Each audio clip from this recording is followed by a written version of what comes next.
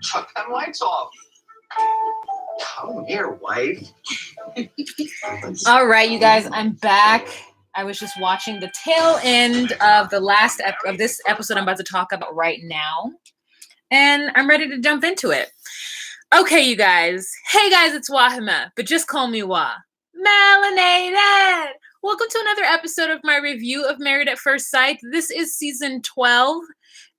This is season 8, episode 12, You Give Love a Bad Name? I think that's what it's called. The last one was called Little Secret. Is it called You Give Love a Bad Name? So anyways, where we left off last episode, You Give Love a Bad Name. Where we left off last episode is that everybody is awake and all the men are cooking. And Will is asleep. He needed a nap. He says he's an introvert and there was a lot going on in the house and he just needed a little nappy poo, as Chris Farrah would say, in order to recuperate. And I get that because I know there are people who are introverts who's like being around people a lot of times is like really stressful. There are 7 people in this room. If I can get a like, if you could like this video, that'd be awesome. All right. So the guys are cooking and Jasmine goes and wakes up Will. She says that it's a problem that he's always going to sleep. And so she's like, look, I'm going to go get my husband because he's the only person not here.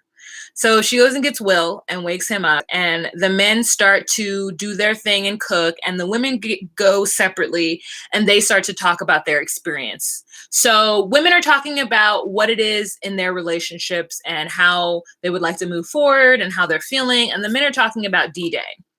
And Luke starts off with a lie. Luke says that him and Kate have never talked about D-Day. And that is an absolute lie. They did talk about it. They talked about divorce last week before. So I don't understand why he made that lie up. In fact, maybe they haven't talked about D-Day because they've been so busy trying to get on the same page sexually in all other ways that like it's ridiculous. So I don't know. I just like, ugh. I want to be on Luke's side, but at the same time, I'm like, you're a jerk. And so Stephanie actually admits that it's not the perfect thing. She actually admits that she's kind of worried that AJ's behavior and his propensity to get upset and to get frustrated and not keep his opinions to himself and not hide his emotions is going to continue after the cameras goes away. Because right now she's chalking all of that behavior up to the fact that they're being filmed 10 hours a day or whatever. It's like so many hours a week, right? And so I think that's what AJ is saying too. Like normally I wouldn't be like this because of this. And I'm like, no, AJ seems like the kind of person who yells at waiters. You know, he seems like the kind of person that yells at a waitress, doesn't tip, and then calls the manager over. Like he seems like a lunatic to me. And so I don't believe that, but she's kind of worried about it because she says that they both handle stress very differently. And you can tell that they do. I mean, the preview for him in this next episode, when they go working out and he gets upset and he walks out of the gym. Like, I mean, I get it. Sometimes I get like really annoyed when I'm working out too, but you on camera, bruh. Stick with it. Stick with it. I don't know. Everybody didn't come back. I guess I took too long. Hi, Lisa. Hi, Black Rose. Hi, Candy Gaming. There are 16 people in this room. 3 likes. We can get some likes. That'd be great.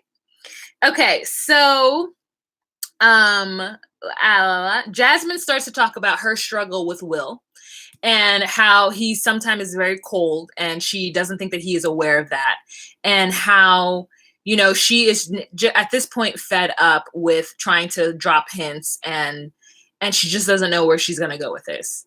And my thing is that I just want her to tell him that she needs more affection. Like, what would that do? Like, what would that do? If nothing changed, okay. But I think that she should give him an opportunity to fix the situation. Hi, Kimby. By just telling him. Who knows? Kate starts talking about how her husband is unattracted to her and how because of that she has no confidence in the marriage. And Stephanie agrees and is like, no, you just need to tell him that that's not fair for you to be feeling that way. And she says that she's over having these mixed signals from him. And she just like, you know, it's really hard on her. And everybody agrees with her. And, you know, Christine doesn't actually really say anything about her and Keith that I can remember. So I think Christine is like being kind of an introvert about the way she's feeling about Keith. I don't think she's going to break up with Keith, but I do think she's going to put some hard lines for him. She's going to have to set some boundaries and some barriers for him, because right now, I don't think that we didn't go into them really this episode, besides them just both talking about how they feel in that, martini jacuzzi. But I just want her to tell him, look, you need to be a doctor, or you need to get out of this field. All right. So AJ starts talking about privacy again, and how he can't wait to get home, and how he's just like, oh, this has been so taxing on his spirit to be in this cabin with these people this whole time, that nothing's getting done. Anyways, so Keith ended up talking about later on that cooking was a spectator sport for him normally, but Christine helped him see the error of his ways. And he's also taking some notes from Luke, because I guess Luke being that kitchen girl cooking. And I'm just like, ooh, a man that can cook. Yes. Yes. Because I do not enjoy cooking. I do it because I'm on keto and I'm forced to do it. Do I enjoy it? Every stir of the pot, every strain of a noodle, every saute of a shrimp. Ugh, I'm annoyed. Okay. And that's zoodles, not actual noodles. Let me just say that. Okay, so getting back to the guys are downstairs. They're outside and they're about to barbecue everything. And again, Luke lies about it, but Keith is optimistic, I think. And Will is just talking about how he doesn't know what he's going to do. I'm like, Will, here's what I feel like is happening between Jasmine and Will, because Jasmine and Will end up having a conversation later on. And they don't actually go on an outing the way AJ and Stephanie do, and the way that Christine and actually all of them go on an outing except for Will and Jasmine. They just go for a walk. But the other couples go to do a thing. Like AJ and Stephanie went to do pottery, and then later on after that they went to go wine tasting. And then Luke and Kate went and had picnic at a waterfall and looked at animals and water or something. And then Christine and Keith had a whole other, they packed their things and went to a whole other hotel and had some time in a martini jacuzzi, So Will and Jasmine, I think, are just not on the same página, and they're not in el mismo página. Okay. And so they go to have this conversation, and he's just I wrote some of the things down that they said. And he tells her on the way there that she's glowing, and that the way the light hits her makes her look very beautiful. And I think that's his way of complimenting her, trying to get points or some shit. And then she's like, okay. And I'm like, yeah, shut up. And then he says that he wants to be in love and he wants to be married forever. But he doesn't know, that's desperately what he wants in his life. And then Jasmine says that, she's going to have a very challenging week ahead of her, because she doesn't know what she's going to do, and she's going to be, thinking and making this decision. And Will then says, if something is not going to work, if it's not going to work, then I don't want to waste your time, it's, I don't want to stop you from meeting the person that you are really meant to be. And he says, he thought going into this process that it would be an easy decision, that it would either be a fairy tale or it would not be one.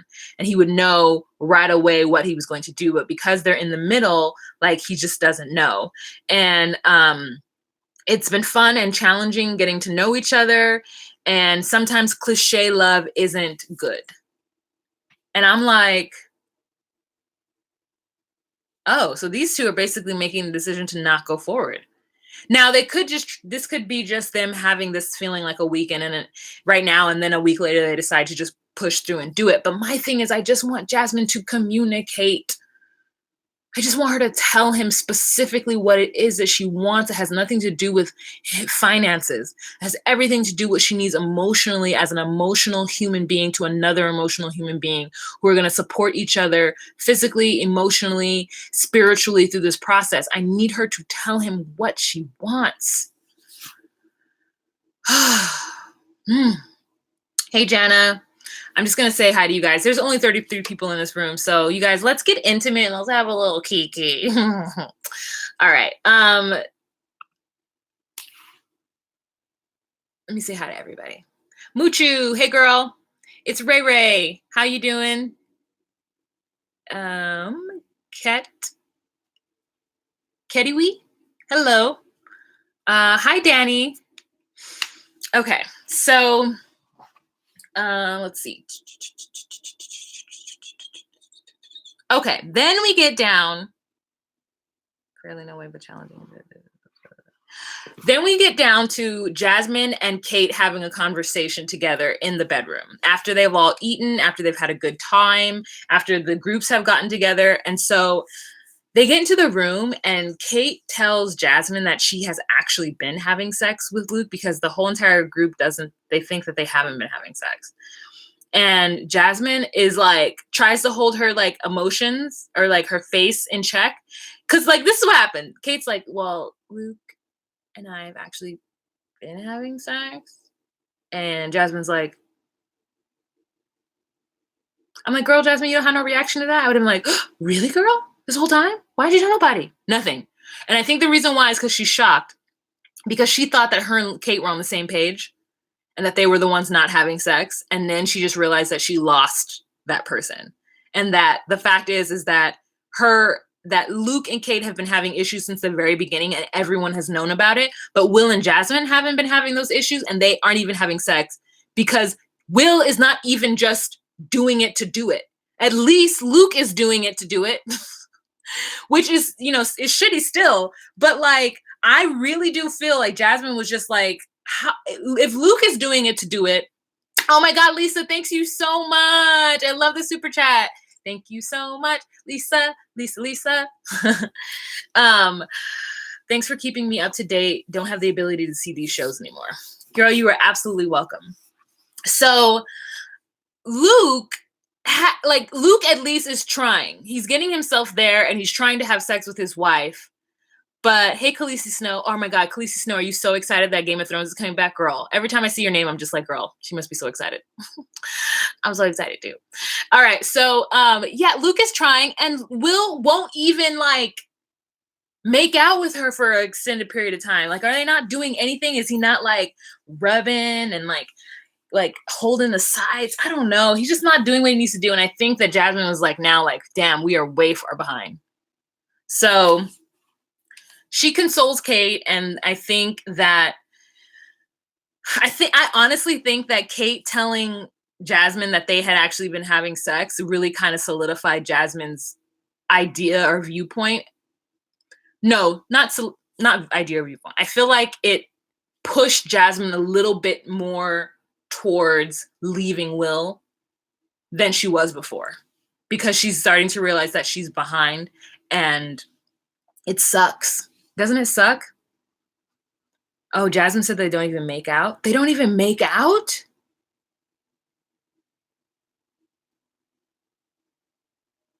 How can Will think that that's okay? I'm so sad for her. And I was mad at her for a long time. I was really frustrated with her. And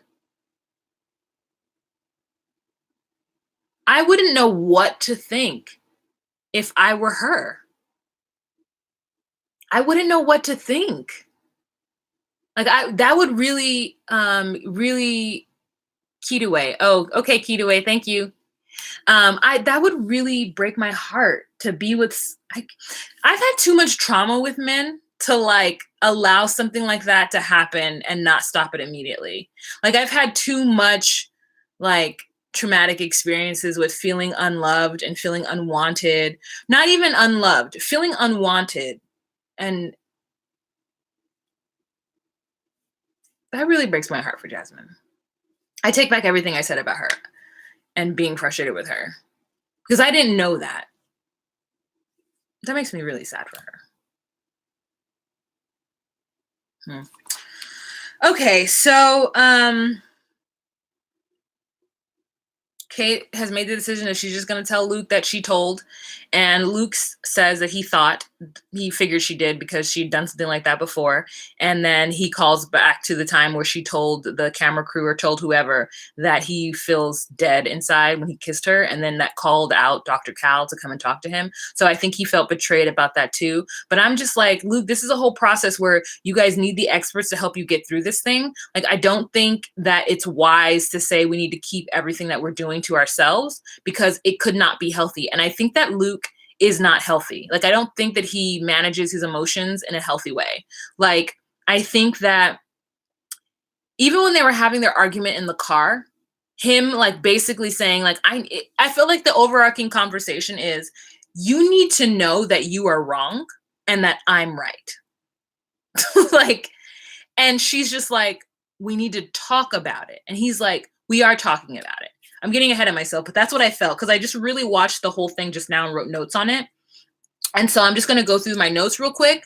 So let's just skip over to the, the P de resistance, the crux of this episode, which is the showdown between Luke and Kate, and then having a conversation where she explains to him that she told Dr. Pepper that they are having sex and that he asked her to not talk about their sex life and that she felt like, she needed to. And so he says, I asked you not to do that. And he was just pissed in the car the whole time. And she says to him, you're just really, really mad. And he's like, yeah, I'm not mad or whatever. He tries to deny it. She's like, no, you're mad. And the thing is that he's like, I don't know what it is that you said to them. And I think that you didn't tell them the whole truth. And she's like, well, what's the whole truth? And we're like, yeah, Luke, what's the whole truth? So I guess the whole truth is, at least from Luke's point of view, and I don't know if he's told this whole truth to Kate, that the reason why that they're not intimate or that it hurts him every time is because he doesn't like the fact that her drinking is out of control. So then I start to think, like, does this bitch actually have a drinking problem? Like, let's talk about it. Let's talk about it. Because alcoholism is such a hard thing to pinpoint because alcohol is legal, right? And so many people have a drink. I'm like Luke in the fact that I'm very sensitive to that because I don't drink at all. And it's not because I'm on some moral high ground. It's because I literally get migraines every time I even smell alcohol, any kind of alcohol. I have been trying to figure out what kind of beer, wine, spirits, liquor I could have since I was 19 years old, and I've just not been able to do it. I have never been able to even go into a bar legally and sit down and have a drink because my migraines took me out of the game in college. So I'm pretty sure that if I could legally have a drink, I probably would be an alcoholic because I get stressed out a lot and like it's easy to get, like, you know what I'm saying? Like, alcohol is so accessible that it's very easy to become an alcoholic, I think. And I think that it would be easy for me. Me being an alcoholic to me is somebody who can't go long periods of time without having drink. And whenever they are having stress or emotion, they go to having a drink. So that is what that means to me. You can't live your life. You couldn't just walk away from it. I think there are different levels of it. But I do think that, I have people in my life who I know are alcoholics. And it may not affect them because they don't have kids and they're still paying their bills and they're still living their lives. You know what I'm saying? Like, they're functioning. But like, I'm like, no, that by my definition, that still makes you an alcoholic. So anyways, I don't know if Kate's drinking is because Luke is making her feel like shit and this whole stressful situation with the cameras and everything. I don't know if that is a large faction of it, but he is holding that against her. And she's trying to get him to understand that there is a lot going on, that she's stressed out because he doesn't find her attractive. She's being filmed and this whole thing is very stressful. And on top of that, like, he told her, like this whole, so she might be drinking more. So those are the 2 points, not 3. She's being filmed a lot and it's very stressful and he isn't attracted to her. So could you imagine somebody, like, you having sex with somebody and they go off for 2 hours and don't talk to you afterwards? That's like a nightmare. That is an absolute nightmare. And if that were a guy you were dating in real life, you would just be like, F him, and you'd be out of there. But you can't do that in this situation. Then she tried to talk to him about divorce, and he's like, I don't want a divorce. Anyways, okay. So they're in the car and they're going home, and he's like, I would prefer to have this conversation off camera. So if you want to have it on camera, that's fine, but I would prefer to have it off camera. It's kind of alluding to the fact that he's about to make her look bad, and so he would like to protect her from that. But I'm like, no, she wants to have this conversation on camera because she wants it to be noted and recorded that he doesn't make any sense, or at least she wants a witness to this, her trying to have a conversation with him and him deflecting, which is exactly what he did.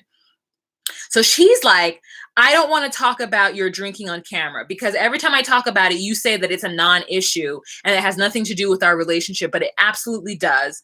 And I was really happy with you this weekend, and now things are going back down again. I'm like, you were really happy with her this weekend, Luke? How dare you? I was really happy with you this week. Things are going better.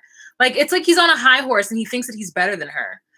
And he's like, you really don't think your drinking is a problem? And she's like, I did admit that I've been drinking more than normal, but this isn't normal for me. I'm not in a normal situation. I have been under a lot of stress for the last 6 weeks. Like, maybe I have been, and I apologize. And I thought we were doing better. Like, you know, the times that I did get drunk, you gave me alcohol too. Like, I got drunk on our honeymoon and then we had sex and it upset you. But you're like, and he's like, yeah, when you drink, you just keep coming at me. And like, you know, then I don't know, like then he gives in, girl, I don't know.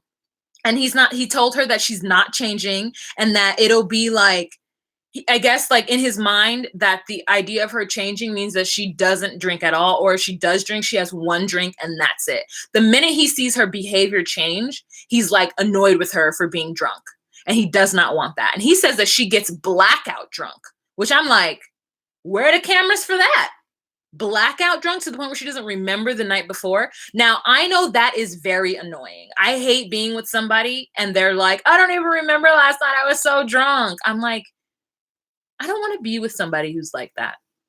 Like, that puts me at risk. If I'm with somebody who does not remember what they're doing, they get so drunk that they don't remember what they did last night. And now I have to feel like I need to take care of them because I'm the sober person. Like, fuck that. I hate that shit. I hate it. I can't when there's no, like he's saying he can't be intimate with her when there's no change. And for him, the intimacy and her drinking is related. And she didn't realize those two things were related. She didn't think that the reason why he doesn't want to have sex with her or finds her unattractive is because she's drinking. So she's like, I just had no idea. So that's, you know, news to everyone. And it's not just the drinking, it's her getting upset when she's drunk. And the way that she goes about things is difficult when she's drinking. And then he says, I fully want you to understand what you need to understand. I can be more clear if you want. And she's like, no, it's fine. I'm just gonna put my headphones on and I'll go about my business. And I'm like, no, Luke, you should definitely be more clear because we still don't understand what you're saying. But what I hear from him is that he doesn't want her to drink. He doesn't want to be with a woman who drinks. Period. And in his mind, having 1 or 2 drinks is okay. But my thing is if you're at the point where you're saying her drinking is out of control, the only way you're going to feel good is if she doesn't drink at all. And that's how I would be. The only way I would feel good with somebody who I thought had a drinking problem would be for them to not drink at all, ever. Like, get through life, smoke some weed, but no drinking. Like, I just, you guys, I'm going to go to you guys and see what you guys think. So Lisa says, yeah, but if I have a drink every day, does that make me an alcoholic? Is she falling over drunk every day? See, Lisa, I do not. I think it depends on if you need that drink. Also, like, there was a time period, there was a time period in my life where an adult by me used to have a drink every night after work, just like a wine cooler or something to chill. I don't think anything is wrong with that. I think having a glass of wine to chill so that you can come down from having to be at work is not a bad thing. But maybe if you get so drunk every night, maybe it's that one glass of wine every work week night, right? Work week. But then you want to drink on the weekends with your friend. You want to start drinking at brunch. So like, I don't know. I think it depends on if you need that. If you're doing it because it's a good thing to do and you're not hurting anybody and your kids are asleep and your bills are paid and you're not getting blackout drunk, but you're just doing it to unwind and to like maybe go to sleep, like maybe you're fine. But I think it really depends on the actual person. I can't speak for everybody. Oh, Quasi said something that someone agrees with. What did Quasi say? If she acted like that, TLC would be all over it. Hilarious. I feel like we're missing so much of their story because it happens off camera. I think you're right. It's Ray. The cameras would have shown that. I agree, Jewel. I agree with that. Call me Mrs. Gray while you look. Oh, thank you. Thank you. Call me Mrs. Gray. Miss Gray. Hakoko Bang Bang. I don't like to hear anything other than you drink. I don't hear anything other than you drink. Yep. Luke can't be serious. He's using drinking as a means to distract him from the fact that he doesn't want her. I agree with that. Katie Way. Did I say it right? Let me go back and look and see. Yeah, it's really just frustrating with me. He's lying about sex. Do you believe him about her drinking? I don't know because I would need to see her. And if she's saying that she's drinking more due to this stressful situation, I'm inclined to believe her. I'm a sober alcoholic and I can't drink to unwind. No, yeah, I agree with that, Robin. I think once it's been established that a person is an addict of any kind, they cannot use any kind of substance to unwind. Like anything. Like to me, if you are addicted to narcotics, you cannot use drink to get off of that. It doesn't work. Like, and you're always going to be that person. You're always going to be an alcoholic. You're always going to, so that's why we need to discern whether or not she's an actual alcoholic. But the thing is, though, again, I don't really know how to discern that. Besides, like, the person admitting it and being like, no, I think I have a problem. Because like I said, like, if you have a stressful job, I understand having like, some whiskey at the end of the night. I understand having a glass of wine at the end of the night to wind yourself down. I mean, I wish that I could do that myself, but you know what I have to do? I have to listen to ocean sounds on YouTube to unwind, or like watch like RuPaul's Drag Race. Like, I've had to figure out coping mechanisms to unwind myself because I don't drink. And, yeah. Also, and like, I would smoke weed and I do, but I'm like, so when I run out of it, I'm not in a rush to run back and buy anymore. Like, I'm just like, like, I gotta go find it, and I gotta like call somebody and get them to deliver it. And it's like, ugh, so much. That's what I'm saying. If I could go to a store and buy alcohol, I would probably be drinking every single night. I probably would. Let's see. Kedyway. Kiki, thank you, girl. I need to write it down. Kedyway. Oh, I see it now. I was putting the K, the E, and the T together. Got it. Kedyway. Okay. Kedyway.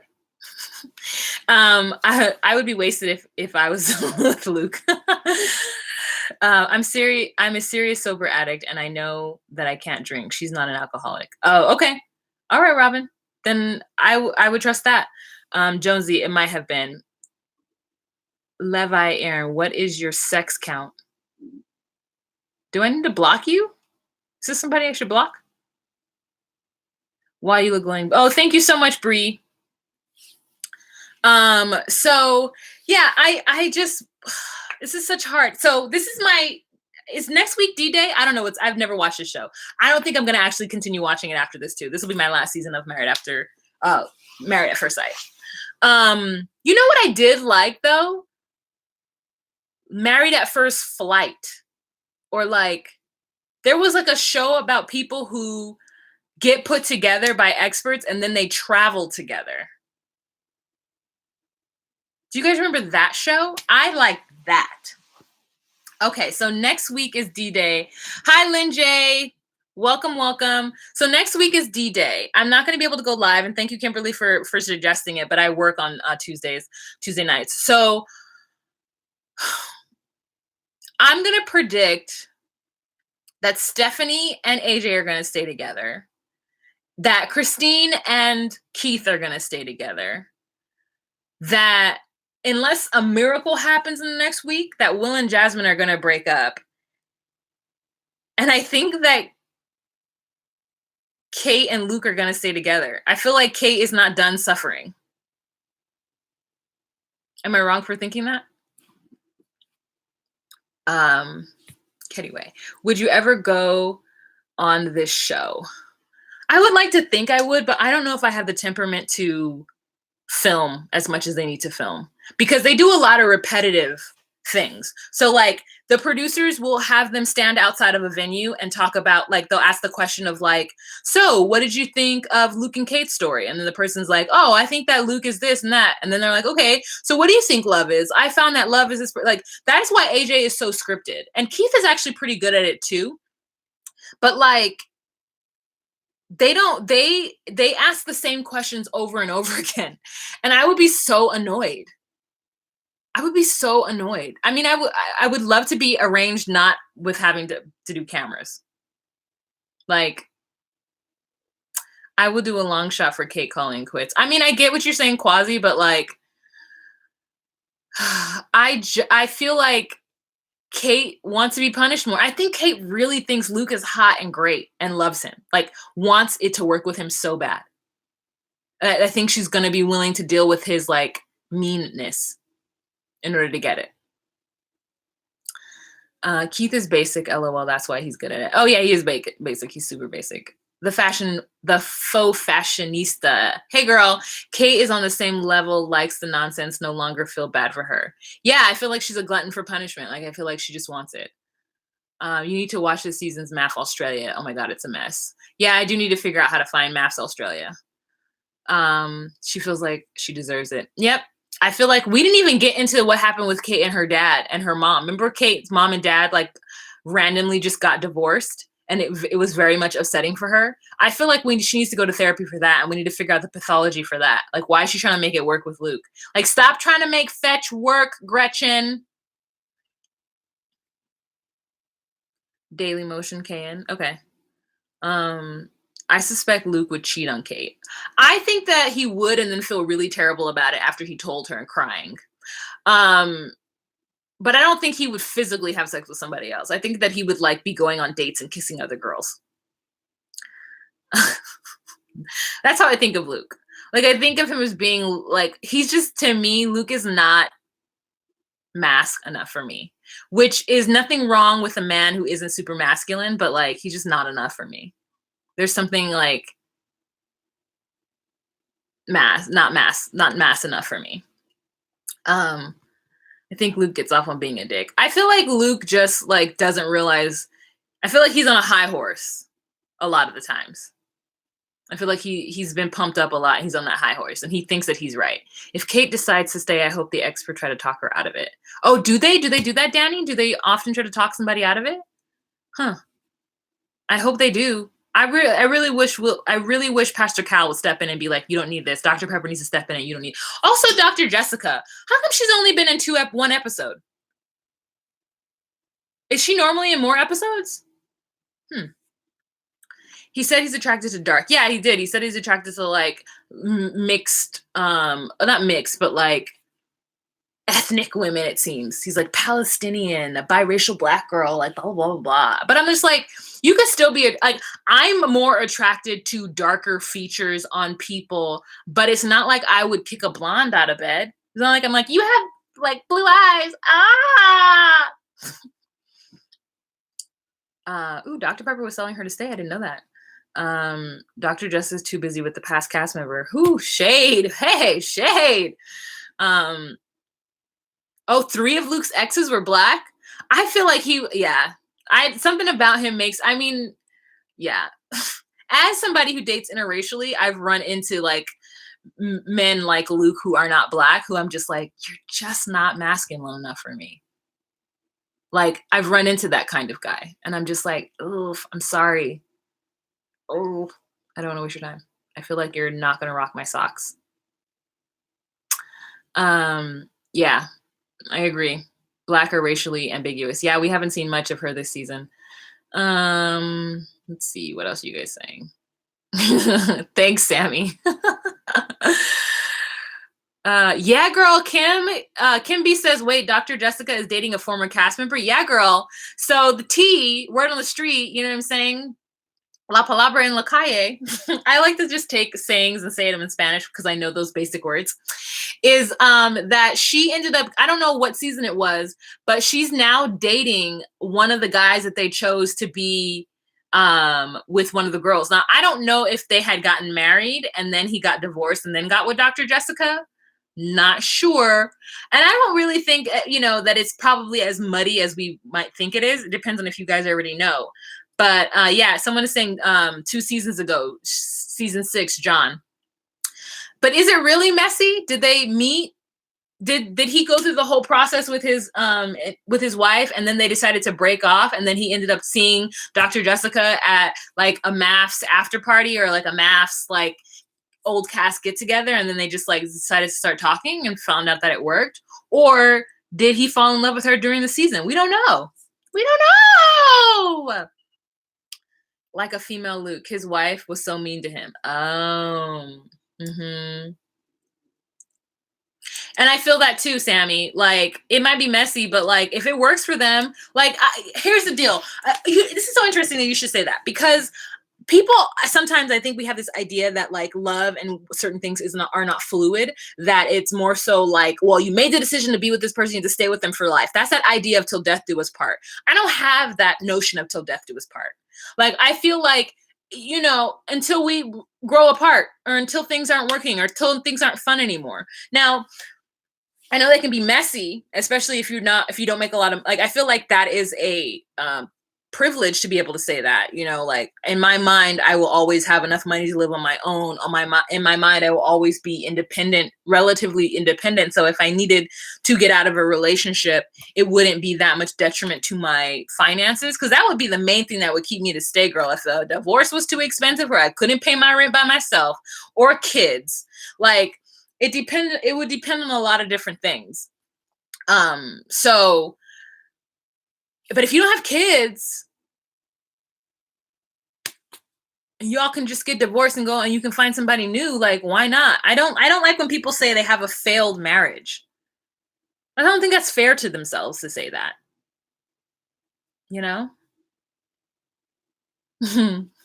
He wasn't man enough for me. Yeah. All right. Hi, Mika. I think her dating a former cast member is a tad unethical. Okay, Hot Cocoa Bang Bang. I feel you on that. It might be, but it depends on the level of counseling or therapy that she was involved in it. Because in my mind, the experts are experts, but I don't know how much they do behind the scenes. Like, because we don't get, like, we don't know what Dr. Pepper does when she's not making house visits. Like, she might have a whole ass life that's just like, this is this thing she does. Like, the show could just be separate patients, because they are under the same annoying schedule as the cast. They still have to come in and do confessionals. They still have to come in and talk about these people. Like, so I don't know. Like, I don't know. But I do agree. It can seem a little unethical, but I think it would depend on how involved they were with the couples. It is a privilege to get married. Stanley, I agree with you. I think it is a privilege to get married. It totally is. It's an expense. Yeah, because you could just be living together. You could be, Commonwealth. Is that what it's called? And I think that's perfectly fine and legitimate as well. Are the experts just props, or are they actually certified? They're certified. They have degrees and such. And I think they have patients outside of the show. I think the show helps them to get patients and do other things outside of the show. So they're really their clients per se. So they aren't really their clients, but I think it's, so they aren't really their clients per se, but I think most therapists would say it's best not to date a client. Okay, I agree.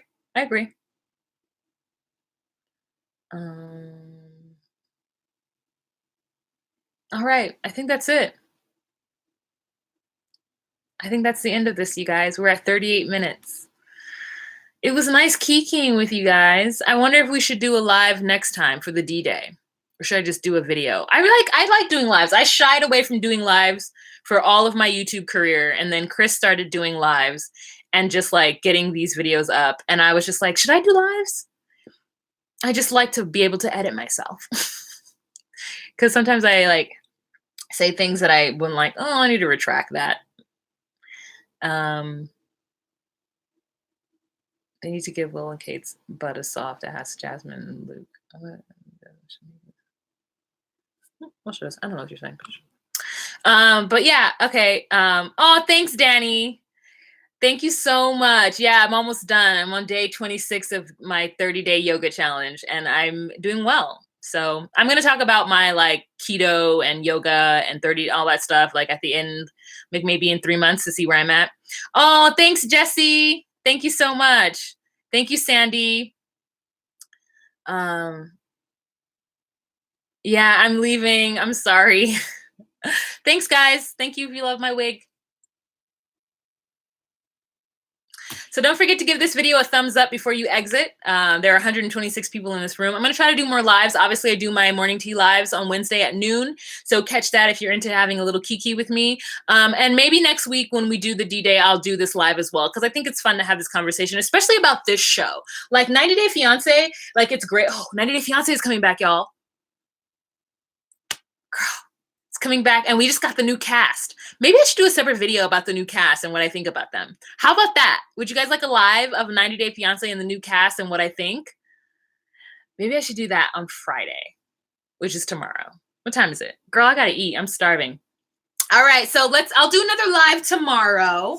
I have a photo shoot tomorrow. I'm going to be taking pictures for Just Call Me Wah for the brand, because I want to do a website, and I want to just have like a press kit that's ready to go in case, you know, somebody wants to put me on a show. Somebody wants to hire me. Somebody wants me to sponsor a video, you know what I mean? So I got to sell a product. I want to have like, you know, just a professional portfolio together. So I'm going to go get headshots with this hair and a head wrap. So I'm doing that tomorrow. So it'll probably be in the evening. But I will post it on all of my social media platforms. I'll try to remember Facebook and let you guys know when I'm doing a live tomorrow. All right. Thank you guys so much. Remember to be you, be true, and find your place. Bye.